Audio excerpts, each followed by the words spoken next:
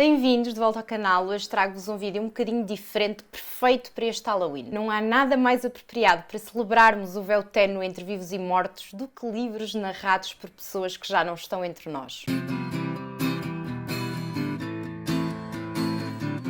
Os livros que trago hoje não são apenas histórias mórbidas ou sombrias, são antes reflexões sobre memória, sobre ego, sobre perda, sobre amor e tudo aquilo que nos prende à vida. Em primeiro lugar, venho falar do Memórias Póstumas de Brás Cubas, do Machado de Assis. É um livro narrado por um homem recém-falecido, Brás Cubas, que decide olhar para trás, analisar a sua vida, os amores perdidos, as ambições frustradas e até a sua vaidade e as pequenas hipocrisias da sociedade burguesa da época. É de facto uma ideia brilhante. Um narrador morto, livre de todas as convenções sociais e das máscaras humanas, que pode finalmente revelar-nos tudo. Tenho, no entanto, que confessar que para mim foi uma leitura difícil, sentia lenta, arrastada, muitas vezes tornou-se irritante. Brás Cubas está constantemente a interromper a narrativa com comentários sarcásticos, capítulos muitas vezes curtíssimos, digressões e um humor que, pelo menos para mim, fecha-se muitas vezes em si próprio. Para quem, tal como eu, está habituado a histórias mais contínuas, mais envolventes, esta estrutura pode ser um bocadinho cansativa. Ainda assim, eu consigo reconhecer-lhe o gênio, esta ironia constante, esta desconstrução de tudo, inclusive da literatura,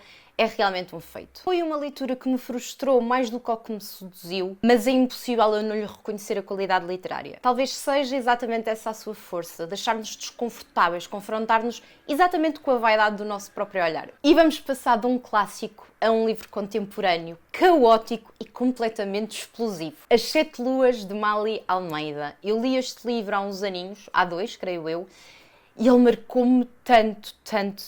Aqui o nosso protagonista também está morto. Mália Almeida acorda no limbo e decide investigar o seu próprio assassinato. Vou já esclarecer que o livro é muito mais do que um thriller sobrenatural. É uma sátira feroz à corrupção, à violência e a todos os absurdos que acontecem no Sri Lanka. Vamos com o protagonista percorrer esta cidade, interagir com vivos, com mortos, descobrir segredos e tentar trazer de alguma forma alguma justiça à situação. É uma leitura vertiginosa, é uma leitura intensa e, acima de tudo, profundamente humana. Aquilo que mais me impressionou no livro foi a forma como o autor consegue tornar a morte quase num espelho político. Através do olhar deste protagonista marginalizado, o livro mostra como a violência política e como o silenciamento das minorias continuam a ecoar no nosso presente. Mesmo na morte, sem memória, sem verdade, sem inclusão, não há possibilidade de reconciliação, nem mesmo de futuro. Para mim foi um livro paradoxal, foi doloroso, foi libertador na mesma medida e é um daqueles livros que nos faz mesmo pensar no que é que vale a pena, tanto na vida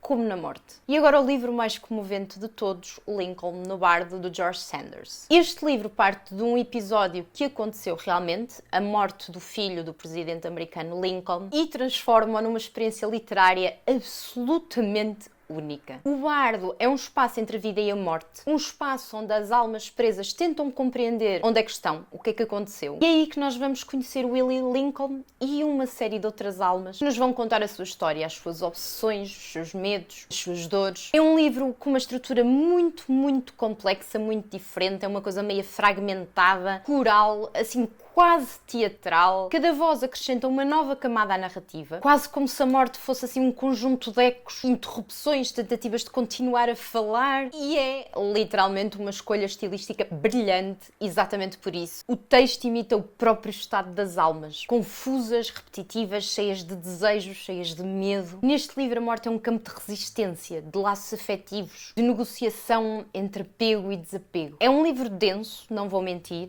É também um livro muito comovente, que nos lembram que o amor e a memória não morrem, apenas mudam de forma. É um livro que perturba, que consola, que mostra que mesmo no silêncio da morte há vozes que querem ser ouvidas. Brás Cubas é introspectivo e irónico, um morto que ri de si próprio e da humanidade. Lincoln no Bardo é coral, é experimental, um cor de almas à procura do sentido coletivo. E As Sete Luas, de Mália Almeida, é sarcasticamente vivo. Um morto que se recusa a calar perante todas as injustiças e contradições do mundo moderno. Antes de terminar, não posso deixar de aconselhar mais um título que me marcou mesmo muito, apesar de eu não o ter chegado a ler, eu só vi o filme, mas ele é inspirado num livro, portanto eu vou deixar aqui. Neste livro a nossa narradora é Suzy, uma adolescente que é brutalmente assassinada e que tenta compreender o que aconteceu enquanto observa do além a forma como a família tenta seguir em frente depois da sua morte. Quando vi este filme eu fiquei tão profundamente abalada que até ataques de pânico tive. Um confronto brutal,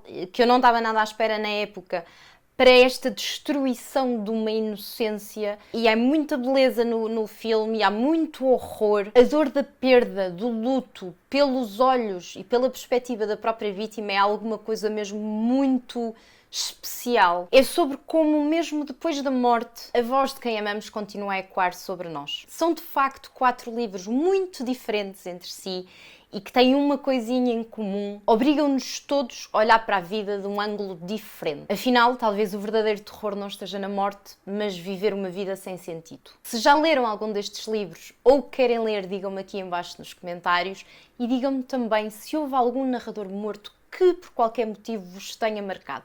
Digam-me aqui tudo em baixo nos comentários. Se gostaram do vídeo, por favor, não se esqueçam de deixar um like, partilhar com os amigos, subscrever o canal se ainda não fizeram. Beijinho e até à próxima segunda-feira.